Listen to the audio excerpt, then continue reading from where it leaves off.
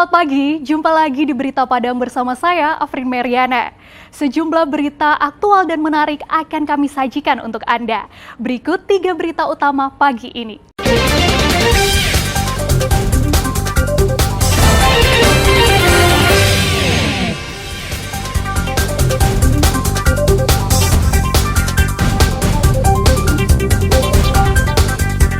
Sungai di Nagari Siano tiba-tiba meluap. Luapan air bercampur lumpur merendam permukiman di bantaran sungai.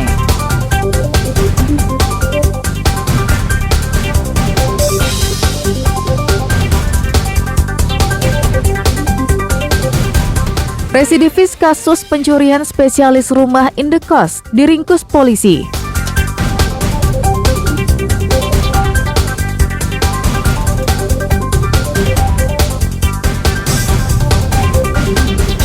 Gelapkan motor kemudian digadai, pelakunya dibekuk polisi.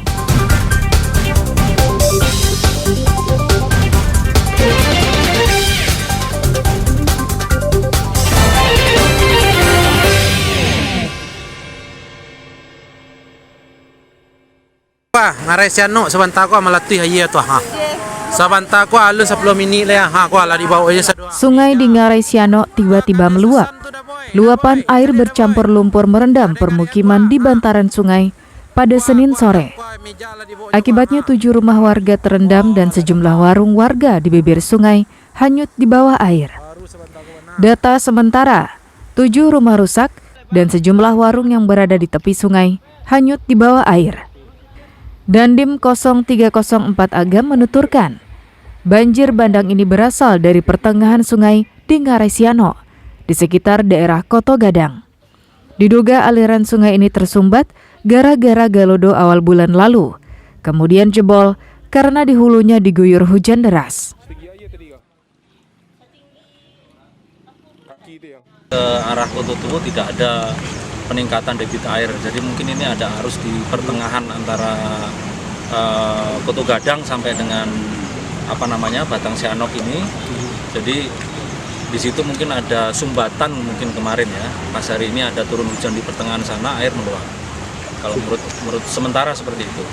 Kemudian yang kedua, memang kalau kita lihat di kanan kiri, di sebelah kanan maupun sebelah kiri daripada sungai ini, menurut kita ini bukan lagi tempat yang layak untuk hunian. Artinya ini berada di buffer zone. Warga yang terdampak luapan air Sungai Siano tidak menyangka terjadinya luapan air sungai hingga masuk dan merusak tempat tinggal mereka. Warga berharap pemerintah memberikan perhatian yang serius. Warga juga enggan untuk pindah karena tak mempunyai tempat tinggal yang lain. Pemerintah yang berkompetisi masalah itu ya, untuk segera ditanggulangi supaya kedepannya tidak ada terjadi ikut lain. Sebab ikut saja beronjong ke bagian kurang ikut yang baru terjadi. Kalau mau tidak ada terjadi. Dulu yang mengerajuan belum ada. Sementara hari hujan jo. Ya yang kamang gituan, kambarasian Tuhan. Ada orang mengerajuan, nak dulu kan. Hari hujan jo, aja tambah kadang. Kalau malam ini khawatir juga kalau hujan. Iya, nak lalu doh. Kejadiannya 3 kali ya? 3 kali Diko. Yang kedua kan galodo yang dari Kabupaten Agam. Ya, Merapi ya. Iya. Kalau 3 kali kejadian. Sungai Siano berada di 2 daerah, Kota Bukit Tinggi dan Kabupaten Agam. Beberapa saat setelah bencana terjadi, Bupati Agam Andri Warman bersama Wakil Wali Kota Bukit Tinggi Marfendi langsung ke lokasi untuk melihat kondisinya. Pemerintah akan mengkaji kembali untuk melakukan perpanjangan masa tanggap darurat yang saat ini masih berlangsung hingga tanggal 8 Juni. Jadi mungkin kami data dulu 100 ribuan, tunggu laporan dari Pak Kalak, walaupun itu langkah-langkah yang harus dilakukan. Itu makanya awak bicarakan dulu secara teknis, karena kalau mau jawab itu iya atau tidaknya, salah itu kena ilmu kan.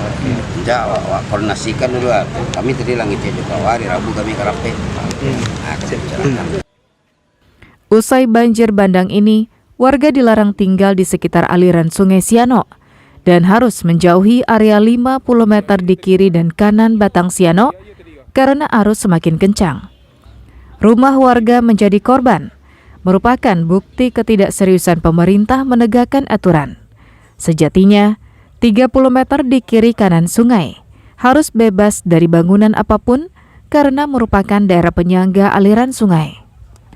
Dena Amrina melaporkan dari Agam.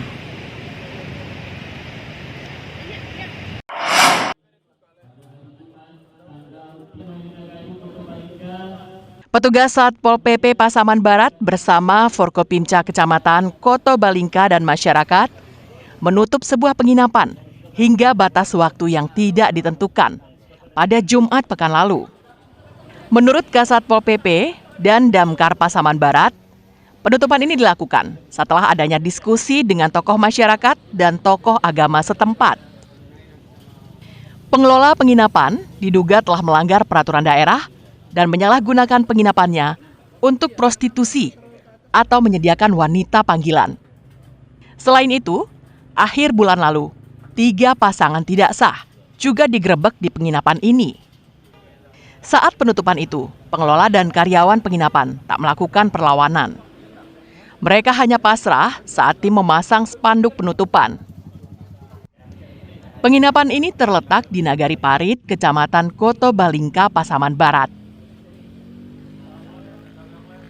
Wali Nagari mengundang unsur-unsur terkait yaitu Forkopimca, Camat, Kapolsek dan juga Daramil, Bamus, kemudian tokoh agama, tokoh masyarakat dan tokoh adat.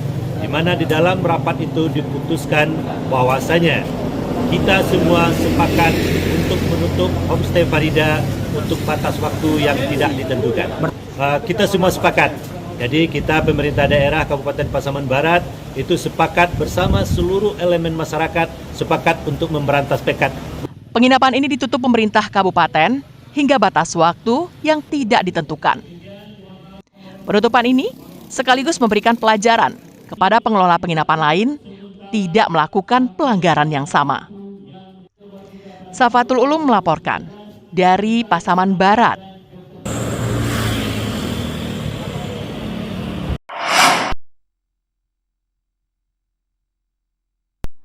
Masyarakat Kabupaten Solok dihebohkan dengan kemunculan harimau Sumatera di pekarangan Masjid Alisma Alius di Nagari Batangbarus.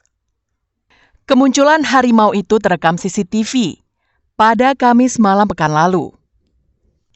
Guna mengantisipasi sesuatu hal yang tidak diinginkan yang mengancam keselamatan nyawa manusia. Pasca penampakan harimau itu, pemerintah Nagari, warga, polisi dan tentara menghalau harimau Sumatera itu.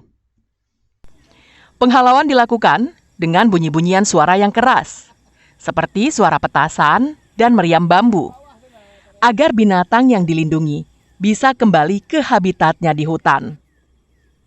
Di lokasi kemunculan hewan harimau Sumatera itu memang dikelilingi oleh hutan Suaka Marga Satwa, sehingga kemunculan harimau di daerah ini adalah hal yang wajar bagi warga setempat.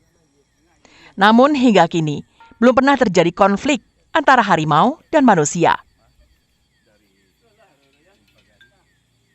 Bagi warga yang punya lahan pertanian di pinggir hutan yang untuk perginya itu kalau dapat ada memberikan isyarat seperti letusan yang diberikan suara-suara di tepi hutan. Kalau dapat berangkatnya itu jangan terlalu pagi dan pulangnya dari kebun jangan terlalu sore.